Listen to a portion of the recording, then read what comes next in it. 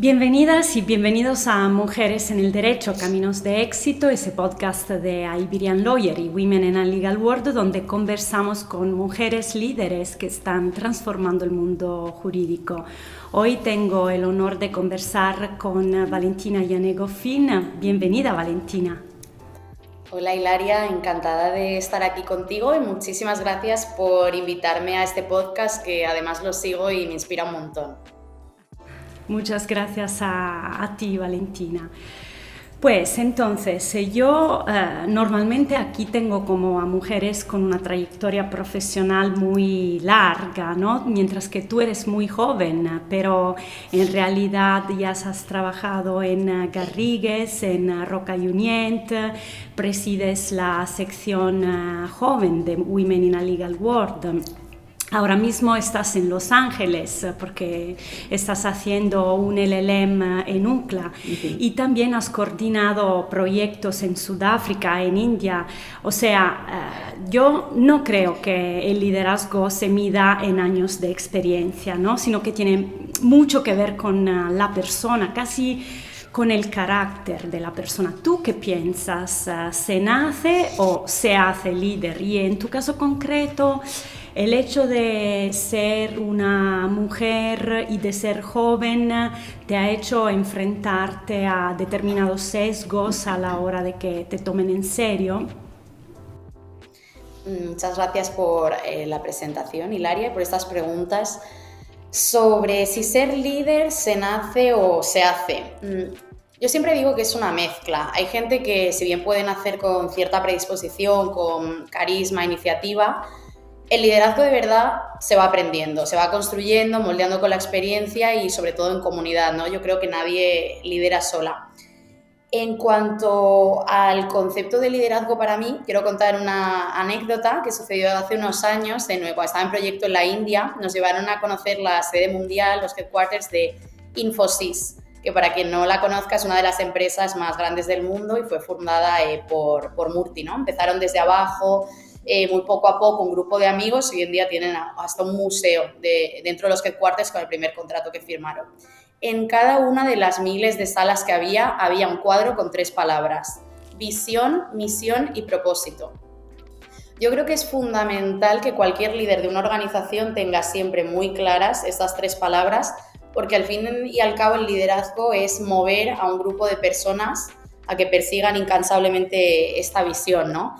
Entonces, si el propio líder a veces no lo tiene súper claro, es bastante complicado. Al fin y al cabo también el líder tiene que crear más líderes y no más seguidores. Sobre la cuestión de ser mujer y joven, los prejuicios, absolutamente sí, los he vivido. Gracias a Dios, afortunadamente, no tantos como los que habrán vivido mis abuelas, mi madre, y espero que mis hijas, cuando las tenga, no las tengo todavía, las futuras generaciones, encuentren menos, ¿no? Pero creo que todas los hemos vivido, y si no en carne propia y mirando más allá de nuestro ombligo, en realidades a nuestro alrededor, tanto en el mundo corporativo en España, en Suiza, como incluso en comunidades más lejanas y con situaciones mucho más difíciles en los países que has nombrado antes, ¿no? Como en Sudáfrica, en la India, en Tanzania. También creo que si pensaran que no existen estos prejuicios, estos sesgos de género, no tendría sentido que dedique tantas horas de mi vida como lo hago a Women in a Legal World. Y si lo hago es precisamente porque creo que existen, creo que se pueden cambiar estas realidades y creo que se deben cambiar. Yo en lo personal he tenido la suerte de crecer en una familia que siempre me ha dado mucha confianza en mí misma, pero claro que ha habido momentos que me he sentido más pequeña, ¿no? Y que he tenido que demostrar que no por ser mujer y ser joven no merecía estar donde estaba o que no era demasiado pronto. Yo también soy muy exigente conmigo misma, muy perfeccionista, y bueno, yo creo que trabajando duro y con una buena comunicación se pueden superar estos sesgos en el trabajo. Que nos quedamos en ese choque generacional, ¿no? Porque además de ser una mujer, también el hecho de ser joven es es otro elemento que puede llevar a prejuicios, ¿no? Y quería saber qué prejuicios de la generación anterior, porque la mayoría de los líderes dentro de los despachos, dentro de los directivos en general, pertenecen a otra generación, ¿no? Y cuando hablas con ellos, ¿no? ¿Qué prejuicio sobre los jóvenes te molesta en particular? ¿Cómo se trabaja bien para que ese choque generacional no sea un problema para el equipo? Y esto un poco lo explicabas antes, ¿no? Ya que estás en la sección joven de Women in a Legal World, ¿no? Como mujer de esa nueva generación, ¿cómo veis vosotras la diferencia de género? ¿Cómo lo vivís? ¿Lo vivís igual que las mujeres de generaciones anteriores o hoy, en tu opinión, está un poco cambiando la forma en la que se manifiestan esos sesgos? Sobre el choque generacional, desde luego, Hilaria, sí, lo he vivido yo y creo que todas las de mi generación, pero creo que hay que verlo con el enfoque de la colaboración y de la llamada intergeneracionalidad, ¿no? Que es el concepto clave porque cada generación, al fin y al cabo, aporta algo valioso. Las generaciones que van por detrás de nosotras, los boomers, la generación X, traen pues experiencia, son más cautos, ¿no? Anticipan mejor los riesgos, por así decirlo, pero nuestra generación aporta frescura, toda la parte tecnológica, la visión global del mundo que tenemos hoy en día. Y dentro de esta tensión, digamos, entre las dos generaciones se pueden generar conversaciones muy interesantes que yo por lo menos las he tenido en varios ámbitos. Yo lo veo como un enriquecimiento mutuo y combinando esta experiencia con innovación se crea un terreno fértil para la excelencia, yo creo, en las diferentes organizaciones, siendo clave la diversidad no solo en cuanto a generaciones, sino también en cuanto a género, por supuesto, en cuanto a tener a personas de diferentes países, etcétera. Y a mi generación le diría que siempre vean que la juventud no es un obstáculo, es una fuerza, ¿no? Yo creo que te da una mirada fresca de las cosas y que muchas veces les encanta en las organizaciones que aportemos esta mirada fresca. En el sector jurídico, concretamente, siendo mujer y joven, yo creo que todas hemos tenido, hay que hacer lo que se dice en algunos lugares de Italia, fare la gavetta, aprender desde abajo, observar, equivocarnos, mejorar. Y con respecto al género, si bien las mujeres que nos han precedido han hecho un trabajo enorme, todavía queda muchísimo más, ¿no? Y esperemos que las futuras generaciones pues, se encuentren cada vez organizaciones mejores y en las que no tengan que luchar tanto para demostrar que está ahí su lugar. Volvamos a tus orígenes, ¿no? Naciste en Argentina, te criaste en España, dices que Italia es uno de los países fundamentales para ti, ¿no? Casi una tercera patria, me has dicho en otra conversación. Me contaste también que de niña cambiaste el cole 10 veces. Sí. A veces cambiando de ciudad y a veces cambiando de país. Lo hemos dicho al principio de esta conversación, ahora mismo estás en Los Ángeles. Cuando te preguntan de dónde eres, ¿qué contestas? ¿No? ¿Y cómo se gestiona esto de ser siempre la nueva, ¿no? En la escuela, la nueva en el cole, todo esto. Totalmente, Hilaria. Una vida pues en constante movimiento y siempre hemos estado de un lado al otro. Yo te cuento, nací en Argentina y mi lugar más especial allí, lo que sería allí casa para mí, es la casa de campo de mi abuela Bernarda. Es uno de los lugares para mí más especiales en el mundo. Y pues está entre montañas, viñedo, caballos, comidas con la familia que se alargan hasta el atardecer con 20 personas en la mesa. Lugar muy, muy familiar, con las raíces muy marcadas. Y mi familia es enorme. Mi padre son 7, mi madre son 4, tengo casi 30 primos hermanos. O sea, tengo una familia gigante que está pues, repartida por el mundo, ¿no? De mi abuela Bernarda yo aprendí grandes lecciones que me han marcado para ser quien soy en el día de hoy, sobre todo la resiliencia, la humildad. aquí me gustaría traer a colación el podcast que hizo Irene Teruel, una amiga también con vosotros, y ella remarcó mucho esas mujeres que están en la sombra y que tanto nos inspiran, ¿no? Estas que no están en las revistas ni en los artículos, pero son las que han dado todo para que estemos, ¿no? Estas generaciones donde estamos hoy. Para mí mi abuela encarna precisamente esto, ¿no? Esta idea de dar sin pedir tan generosamente, de construir un legado silencioso, y para mí eso es mi brújula.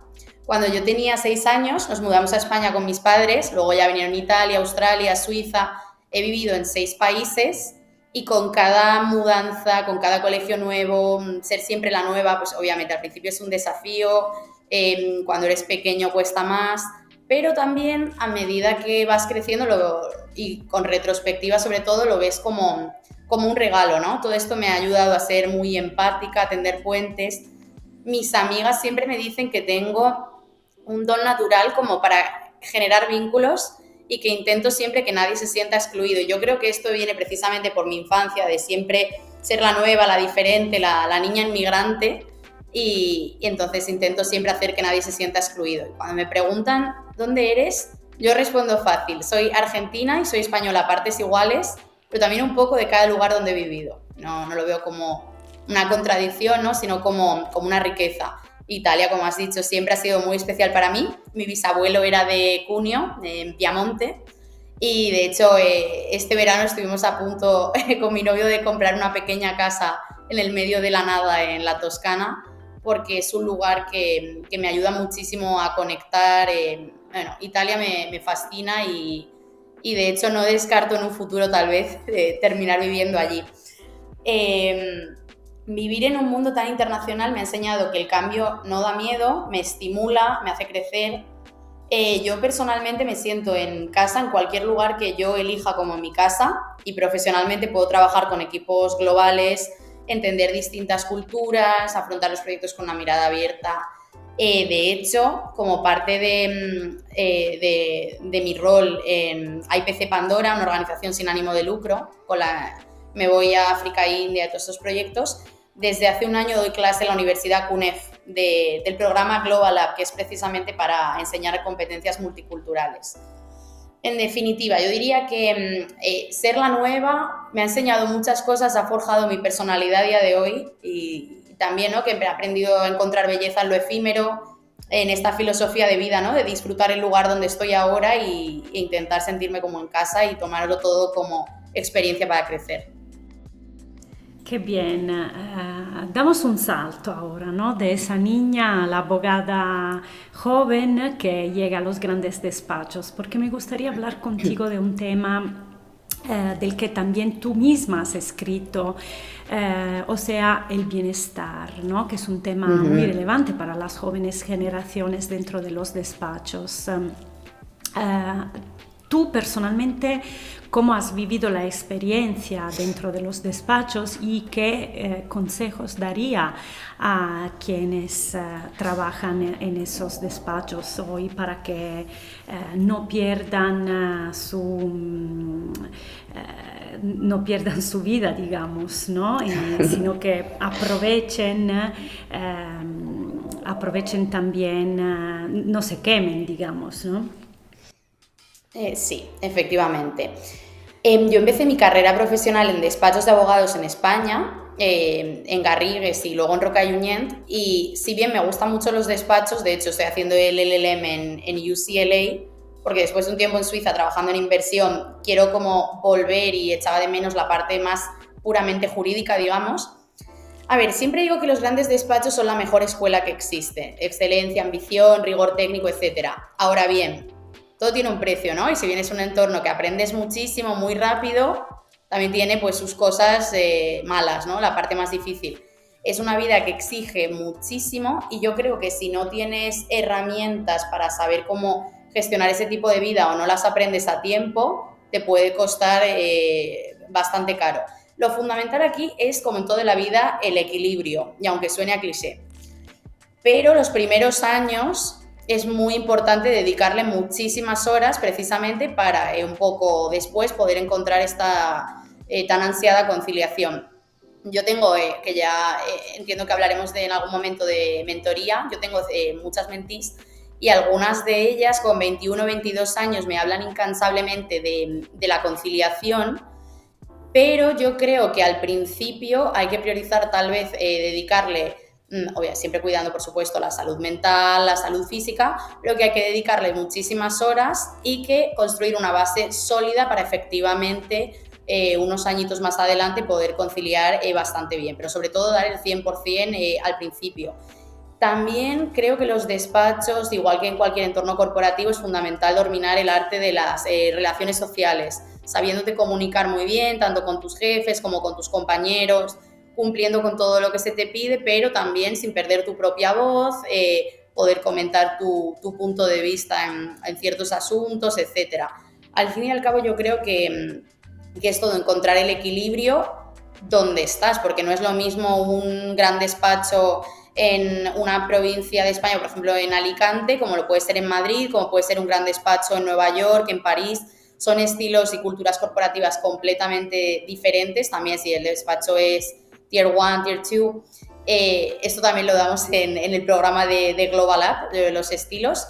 Y sobre respecto del equilibrio, a mí hay algo que me encanta que dice el director de Moncler, que cuando le preguntaron sobre el equilibrio dijo que su plato preferido es el espagueti al pomodoro, que es un plato extremadamente simple, pero tienes que encontrar el equilibrio perfecto entre todos los ingredientes, porque si te pasas un poquito, pones un poco de menos, ya está perdido el plato. Entonces diría que esto extrapolarlo un poco a lo que es la vida profesional e intentar encontrar un equilibrio. De tus respuestas, ¿no? De lo que nos has contado hasta ahora, se entiende que una de tus respuestas, ¿no? Una de, digamos, un trato común de toda tu trayectoria ha sido el dar, ¿no? Acababas ahora mismo de mencionar el hecho de que eres mentora, pero has sido tú también mentorizada. ¿Qué se aprende de esos caminos? ¿Por qué recomendarías a otros jóvenes que lo hicieran? Totalmente, Hilaria. Yo soy mentí y mentora y espero serlo siempre. De hecho, hace poco hablaba de esto con mi madre. Creo que en cualquier momento de nuestra vida es fundamental tener mentores y mentoras y si pueden ser de diferentes ámbitos, mejor todavía para que te puedan enriquecer con diferentes perspectivas.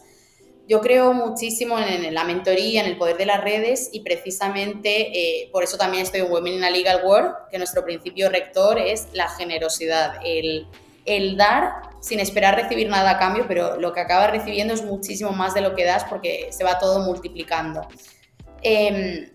Mi primer encuentro real con la mentoría fue con Aurora, mi primera jefa, que a día de hoy tengo una excelente relación con ella y me marcó muchísimo la experiencia. Entiendo como a cualquier persona cuando empiezan unas prácticas, este primer contacto con el mundo del derecho real. Además ella lleva penal y penal con casos durísimos, entonces pues a mí todo el hecho, ¿no?, de ir a prisión, todo esto me impactaba un montón. El segundo día en el despacho con ella me llevó a un juicio de una persona que habían acusado injustamente de un delito y ella, gracias a cámaras, pudo probar que esa persona no estaba ahí en el momento del crimen. Además era un crimen de violación, o sea, bastante fuerte. Y el juez dio una sentencia in voce, que es una sentencia que se permite en penal, que es en el mismo momento. Y salió inocente esta persona, fue declarada inocente. Y pude ver, ¿no?, también la fuerza del derecho, cómo puede restaurar la dignidad a alguien, y me pareció espectacular. Aurora me enseñó muchísimo, muchas cosas de derecho, y también me hizo reflexionar mucho sobre esta pregunta que a veces suelen hacer de ¿defenderías a alguien que ha cometido un crimen atroz? Y como abogados decimos sí, porque lo que estás defendiendo es el derecho a una legítima defensa, ¿no?, a un proceso con todas las garantías. Aunque luego pues también está toda la parte ética. Bueno, ella me hizo cuestionarme mucho esta parte. Luego empecé con Marlene Estevez en Roca y Uñent, estuve 3 años con ella y también la considero mi segunda mentora y pude aprender muchísimas cosas con ella. y me abrió las puertas como socia Young de Women in Legal World, después ya así como presidenta joven. Y también te diría que mi tercera mentora es Ana Echeverry, que es la directora de IPC Pandora, la organización que te comentaba antes, y no tiene nada que ver con la parte jurídica, pero me aporta muchísimos consejos que diría que me han ayudado y he ido guiando en mi carrera profesional. Por mi parte, yo tengo varias mentees, tanto en Women in a Legal World como fuera. En Women in a Legal World tenemos un programa muy robusto con mentoring, también lo hacemos conjuntamente con el Centro de Estudios Garrigues. Hemos mentorizado en torno a 1000 niñas, lo cual es fantástico. Y por supuesto, a cualquier niña que nos esté escuchando y quiera sumarse al programa de mentoring, la recibimos con los brazos abiertos. Pero también soy mentora fuera de Women in a Legal World, en el programa de la Carlos III, y creo que se puede ser mentora sin necesidad de ningún programa. A tus primos pequeños, a amigos más jóvenes, creo que es fundamental si hemos podido aprender ciertas cosas, devolver, ¿no? Eso, dicen, no sirve de nada que brilles si no vas a iluminar el camino de los demás. Entonces, bueno, con eso me quedo. Hablamos del dar, ¿no? Tus proyectos en Sudáfrica y en India llevan esa idea de dar que comentabas tú también a un terreno muy concreto, ¿no? Donde la palabra empoderar creo que deja de ser un eslogan. ¿Qué diferencia ves tú entre dar y empoderar? Y viendo todo esto y lo que contabas antes sobre tu primer día de trabajo, ¿qué poder y también qué límites ves que tiene el derecho a la hora de transformar realidades como esas? Me encanta que me hagas esta pregunta porque la diferencia, ¿no?, entre ayudar y empoderar, dar herramientas es clave. Y además en IPC Pandora nos forman muchísimo antes de ir a terreno por esto. Y os cuento por qué. A veces ayudando sin querer, sin darnos cuenta, se puede incurrir en lo llamado el síndrome del white savior o el salvador blanco, que es que sin darnos cuenta estamos imponiendo realidades que nosotros vemos como adecuadas, pero no son las que necesitan en esas comunidades. Entonces, ¿qué es lo que hay que hacer o cuál entiendo yo y entendemos desde IPC Pandora que es el enfoque adecuado para estas situaciones? Lo primero es siempre escuchar a las comunidades, observar, ver, identificar las necesidades y acompañar de la mano, siempre con un objetivo que es ayudar a que estas personas sean autosuficientes. Es decir, si fuéramos a hacer un trabajo, un voluntariado que puede estar bien o no voy a entrar a valorar eso, pero es algo que podría hacer un trabajo una persona de esa comunidad, se podría entender que estamos quitando un trabajo a una persona de esa comunidad. Entonces el objetivo siempre tiene que ser ayudar a que ellos mismos sean autosuficientes y puedan conseguirlo. Te pongo un ejemplo concreto del cual estoy muy orgullosa. En el primer proyecto en Ciudad del Cabo, cuando estuvimos en Sudáfrica, en las townships, que para quien no lo sepa son como las favelas, por así decirlo, son áreas muy vulnerables. El proyecto consistía en diseñar todo un sistema, una infraestructura con donaciones de patrones, etcétera, para que a mujeres de la aldea, otras mujeres de la aldea, les enseñaran habilidades de costura, crearan ropa que pudieran venderlo en el mercado de la favela en la comunidad. Esto lo hicimos de la mano de Action Change, una ONG que está allí. Un año después nos mandaron el reporte y se habían creado 68 puestos de trabajo. Entonces a mí esto me hizo sentirme muy orgullosa, haber podido colaborar con mi granito de arena, ser parte de esto. Y yo creo que el enfoque un poco siempre es ese, intentar ayudarles a que sean autosuficientes y nunca imponiendo. Hay una TED Talk de Ernesto Soroli que lo explica muy bien, que os recomiendo a todos que escuchéis. Y esto sería la diferencia, acompañar, ¿no? Y no imponer realidades. Lo mismo entiendo que se puede extrapolar a otras comunidades. con todo este recorrido suena muy brillante, pero aquí, como sabes, nos gusta también mirar al reverso de la medalla y hablar no solo de éxitos, ¿no? Sino también de tropiezos. ¿Cuál es tu fracaso favorito que no borrarías del mapa de tu vida?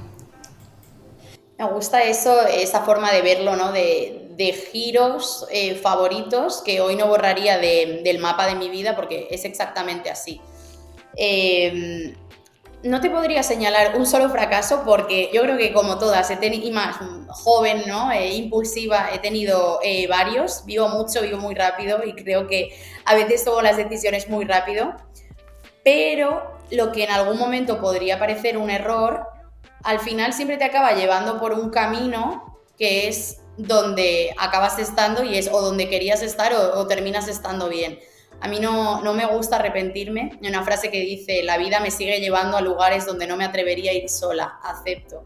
Yo lo veo de esa manera y si bien hay algunas decisiones que viéndolo en retrospectiva tal vez las hubiera tomado de otra manera y en ese momento había personas que me decían, no, estás loca, qué valiente, pues bueno, no estaría donde estoy si no las hubiera tomado. O como ejemplo, antes de ir al proyecto en la India, yo renuncié al trabajo estable que tenía en un despacho porque me veí firmemente comprometida con el proyecto en la India en ese momento y sentía que lo tenía que hacer así. Y luego, pues, estando precisamente en la India es cuando salió la oportunidad en el Family Office en Suiza y la vida pues me fue llevando por ese camino. Entonces, bueno, yo creo que hay que vivir siempre siendo auténtico con uno mismo, con lo que uno quiere, tener claro que cada uno pues tiene una definición del éxito y pues si hay errores, hay fracasos, no pasa nada, aprenderemos de ellos. Al fin y al cabo la vida es un continuo aprendizaje, entonces tampoco es algo que me dé miedo equivocarme. Y sé que me faltan muchos errores más y muchos aprendizajes más, pero bueno, aprenderé. Quiero que nos vayamos ahora a la Valentina o a alguien que quizás se parece a la Valentina de hace unos años, ¿no? Imagina una estudiante de Derecho de 20 años que esté en Argentina o en España, que esté escuchando ahora mismo este podcast y piensa que una carrera como la tuya es para otras. ¿Qué le dirías? Lo primero que le diría es que no piense ni por un segundo que hay algo que no es para ella, que es para otras. Ya el mundo nos va a hacer sentir pequeñas muchas veces como para que nosotras mismas nos hagamos de menos, ¿no? Yo creo además que la admiración que sientes por alguien, como dicen, no es más que tu propio potencial proyectado. Entonces, si tú realmente admiras algo, te gusta algo, alguna trayectoria, yo creo que tienes que usarlo para inspirarte y ver qué está en tu mano, qué pasos puedes dar para seguirlo, ¿no? Una trayectoria parecida y hacer tu propio camino. Y como decía antes también, cada uno tiene su propia definición del éxito. Eso nos dijeron en el discurso de graduación en la Carlos III, en la universidad, en el máster. Y es verdad, o sea, no hay un camino que sea mejor que el otro. Más en nuestra profesión, con derecho, siendo juristas, es absolutamente transversal. Puedes trabajar de tantísimas cosas, tiene tantísimas salidas. Como Ana Echeverry me dijo un día, la CEO de IPC Pandora, una de mis mentoras, si abrimos los ojos mucho, hay un horizonte infinito de posibilidades laborales. A veces nos estancamos y pensamos que es solo despacho, empresa, pero también está el mundo de los asset managers, está el mundo de los family offices, está el mundo de la banca, es infinito el universo de posibilidades, ¿no? Entonces, diría eso, que abran bien los ojos, que no se sientan más pequeñas, que tengan su propia definición del éxito y dedicar mucho tiempo también a buscar oportunidades, porque a veces falta dedicar horas y horas, pedir también tomar un café a alguien cuya trayectoria te interese. Sería muy raro que alguien te diga, ¿no?, que no tiene tiempo para tomar un café. Por lo general, yo diría investigar, buscar posibilidades, buscar becas y la más importante, formarte muchísimo, todo lo que puedas. Igual que he citado el podcast de Irene Teruel, de aquí, de Caminos de Éxito, cito el de Pilar, el de Pilar Cuesta, que me encantó, y ella hizo mucho hincapié en la importancia de la formación, dijo un brocardo latino de hecho, ya que la formación es algo que nunca nadie te va a poder quitar.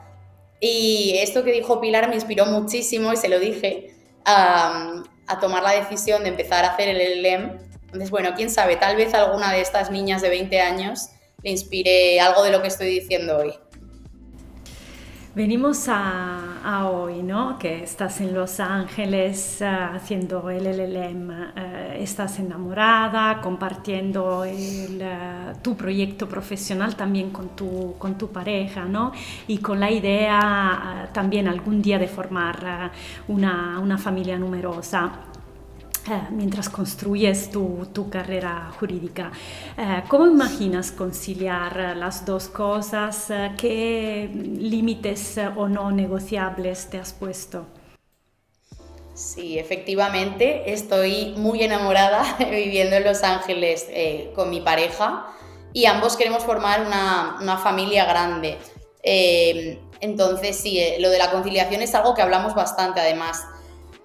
Con una carrera internacional va a ser un reto, sobre todo logístico, te diría, y un ejercicio de saber muy bien mis límites, lo que aceptaría, lo que no aceptaría en una vida y en una carrera.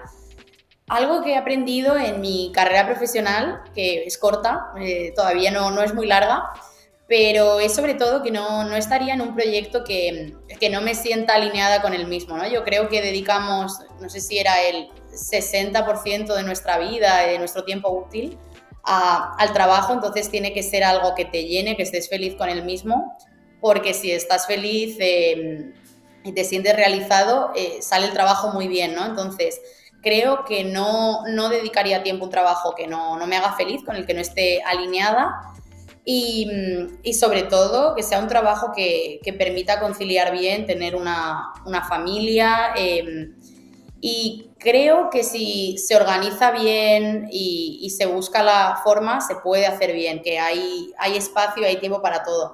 Hoy me estoy leyendo actualmente un libro de Amy Barrett, que es una jueza del Tribunal Supremo, de la Corte Suprema aquí de los Estados Unidos, y todavía no he avanzado mucho en el libro, pero en la primera parte ella tiene una gran familia, un trabajo que es muy demandante, igual que el de su marido, y ella indica que siempre tiene en su escritorio una foto de la casa de su bisabuela, porque lo que más le inspiraba de esta casa y de ella es que era una persona pues, con una vida llenísima de dificultades, tenía 10 hijos, un trabajo también para esos tiempos que le requería mucho tiempo. Entonces, que siempre de alguna forma encontraba el tiempo, el recurso, la forma de hacer que cupieran tantas cosas en una vida. Entonces, a mí eso también me inspira mucho porque me encantaría no tener que renunciar a nada, ¿no? Tener una familia grande, a tener un trabajo que me guste, a tener una vida feliz y plena, y creo y espero y confío en que así pueda ser tanto para mí como para todas las mujeres. Y con todo esto que nos has contado, cerramos mirando un poco al futuro. Así siempre me gusta cerrar con las mujeres a quienes entrevisto para ese podcast. En unos años, dentro de unos años, cuando escuches atrás a este episodio, ¿qué te gustaría que siguiera siendo verdad de la Valentina de hoy? Me encanta esta pregunta del futuro y del concepto de verdad. Yo uso una web que no sé si la conocéis, que se llama Dear Future Me. Es muy interesante porque te puedes mandar una carta que te llegue por mail a tu yo dentro de 2 años, 5 años o 10 años. Yo la usé por primera vez con 19 años y la recibí con 21 y fue precioso. Entonces he vuelto a repetir el proceso y se lo he recomendado a varias de mis mentoras. O sea, Marlene sé que lo tiene apuntado. En una de estas cartas, en la que yo me había puesto a mi yo de 19, a mi yo de 21, me dije que esperaba no perderme nunca a mí misma, ¿no? Y sobre todo no perder esa capacidad de admirar y de apreciar todo lo que nos rodea y seguir pues enamorada de la vida, como así dicen, ¿no? Como en la peli La Grande Bellezza de Paolo Sorrentino. Te diría eso, seguir siendo fiel a mí misma, a quien soy, a lo que quiero, seguir aprendiendo, no perderme, ¿no? En el camino. Dicen que nada hace fracasar tanto como el éxito, entonces si tengo en algún momento una carrera con mucho éxito, pues espero nunca perderme a mí misma. Y en cuanto a mis planes de futuro, pues espero poder terminar el LLM, que tengo la especialización en Business Law. En julio es el Bar Exam de abogacía de Nueva York. Y también estoy con los trámites para la convalidación del título en Argentina, así que puede que en 2026 pueda ejercer en 3 países, lo cual me haría muy feliz. Y pues, me gustaría seguir en Estados Unidos disfrutando del año del OPT, trabajando aquí y bueno, y que siga todo pues, como está ahora. Valentina, muchísimas gracias por compartir con nosotros y nosotras toda tu trayectoria y sobre todo tu historia personal. Muchas gracias. Gracias a ti, Hilaria. Y a quienes nos escucháis, gracias por acompañarnos durante este episodio de Mujeres en el Derecho, Caminos de Éxito. Hasta la próxima.